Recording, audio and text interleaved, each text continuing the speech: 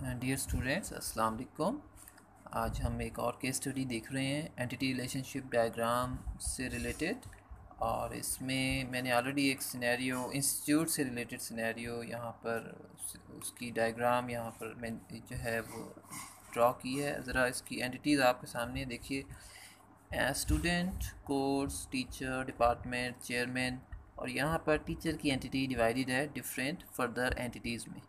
ठीक है, ये हमने देखा था। ये वाला जो कॉन्सेप्ट है ये सुपर टाइप है हमारी टीचर की, और ये आपकी सब टाइप्स हैं। राइट, ज़रा ऊपर से हम स्टार लेते हैं बच्चे। देखिए, एक स्टूडेंट बहुत सारे कोर्सेज उठा सकता है। ठीक है, आप बहुत सारे कोर्सेज उठा सकते हैं, जबकि एक कोर्स बहुत सारे दूसरे स्टूडेंट्स उठा सकते हैं। राइट, लेकिन एक कोर्स ऐसा है जो किसी भी स्टूडेंट ने नहीं उठाया। अब यहाँ पर आपकी केस स्टडी में मे और मे नॉट का हो सकता है, इस तरह से कि एक कोर्स कोई स्टूडेंट ने नहीं उठाया। फॉर एग्जांपल म्यूज़िक अगर ऑफ़र हो रहा है तो वो किसी स्टूडेंट ने नहीं उठाया, या एक मैथ्स है वो बहुत सारे स्टूडेंट्स ने उठाया, या इंग्लिश या उर्दू है वो सब उठा रहे हैं। ठीक है, वो सबको उठाना पड़ रहा है। राइट, उसके साथ साथ बच्चे देखिए, a course is taught by many teachers, या और अ टीचर इज़ और टीचर टीचेस मैनी कोर्सेज।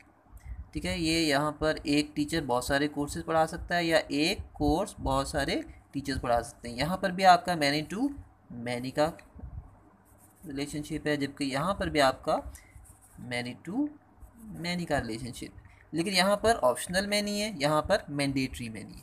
इधर आपका मैंडेटरी मैनी है और यहाँ पर मैंडेटरी मैनी। अब ये जो ऑप्शनल और मैंडेटरी की बात है, ये आगे चल के इम्प्लीमेंट जब हम करेंगे तो वहाँ पर प्राइमरी की और फॉरेन की, तो वहाँ पर इससे इसका जो है वो जो है इसके वहाँ पर आप देख सकेंगे किस तरह से ये इम्प्लीमेंट हो रहा है।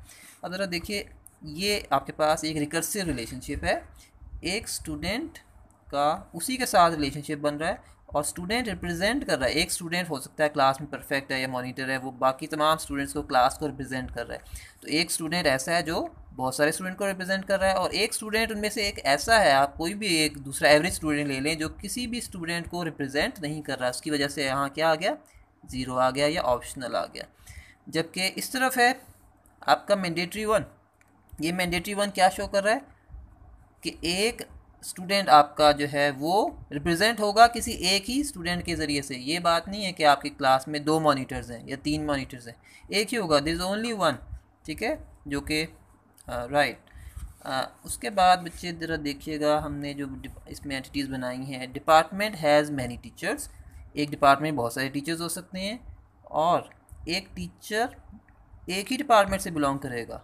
आपने लेफ़्ट टू राइट भी देखना है रिलेशनशिप, और राइट टू लेफ़्ट भी देखना है। अब देखो बच्चे, ये जो है ना आपके पास एक कार्डिनैलिटी ये वाली है और एक ये वाली। ये कार्डिनैलिटी आपने देखना है। देखिए, एक टीचर आपने यहाँ से उठाया, ये जो टीचर है क्या इंस्टेंस है, एक टीचर एक इंस्टेंस आपने इस एंटिटी का उठाया, और उसका इस एंटिटी के साथ ये जो आपकी कार्डिनैलिटी है, इससे आपने ज़रा देखना है कि ये टीचर मैक्सिमम भी एक डिपार्टमेंट से रिलेटेड होगा और मिनिमम भी एक डिपार्टमेंट से रिलेटेड होगा।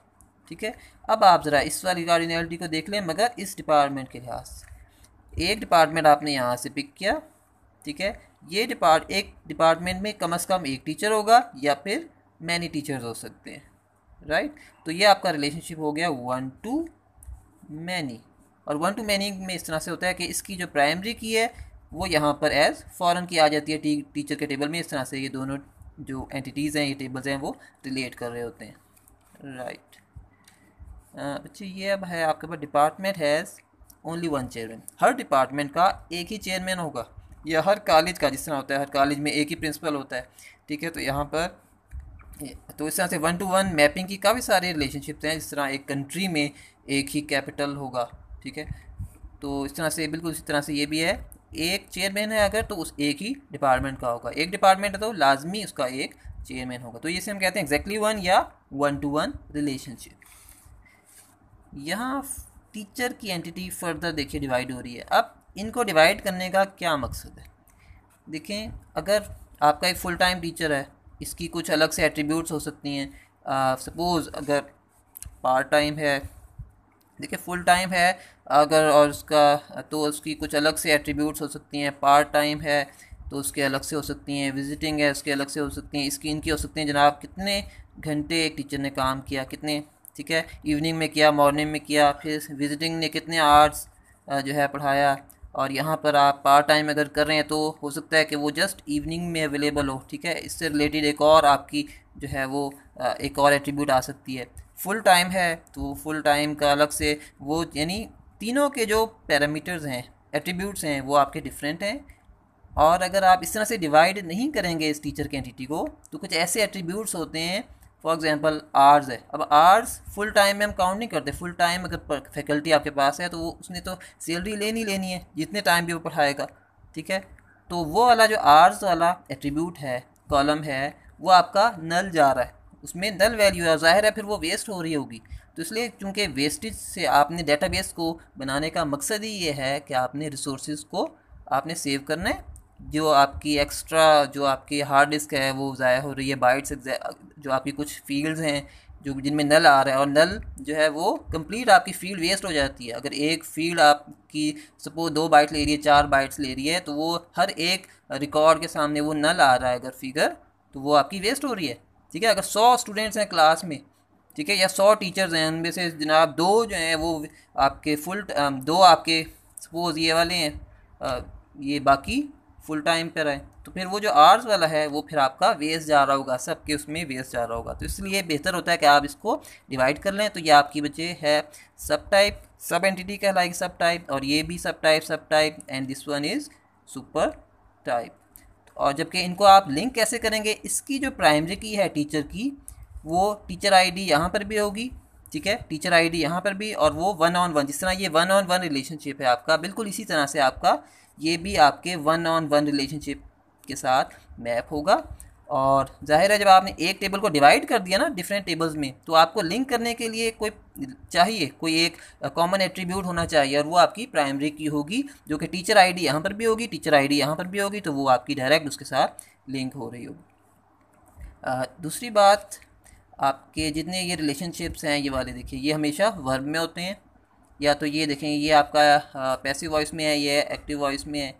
और इनके सबके बेहतर होता है कि आप अलग से नाम रख लें, ज़रा स्पेसिफाई हो, तो वैसे यहाँ दोनों का हैज़ है, लेकिन अलग से अगर आप रख लें तो बेहतर होता है। बाकी एग्ज़ाम में आपने जो है ना अलग से इन सब एंटिटीज़ के नाम भी लिखने, और इनके एट्रीब्यूट स्पेसिफाई करने, इनके रिलेशनशिप के नाम लिख दें, तो आपके इसी के तीन नंबर्स, आपके इसी 12 में से 3 नंबर्स जो हैं वो आपके वो हैं इसमें कंफर्म हो जाते हैं।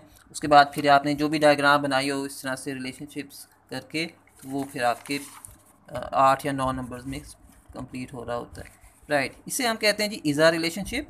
ये एक चीज़ बात रह गई, देखिए फुल टाइम इज़ा, आपने बॉटम अप रीड करना है इसको।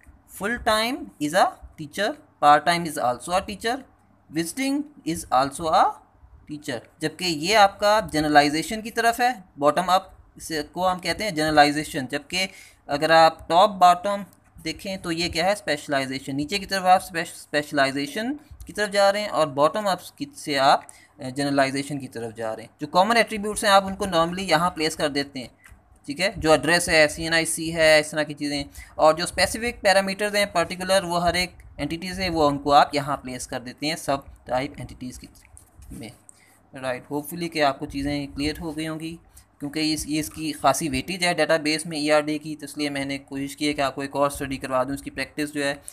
और इसकी अगर आप कहेंगे मैं इसके अलग से मटेरियल भी शेयर कर दूँगा। Thank you.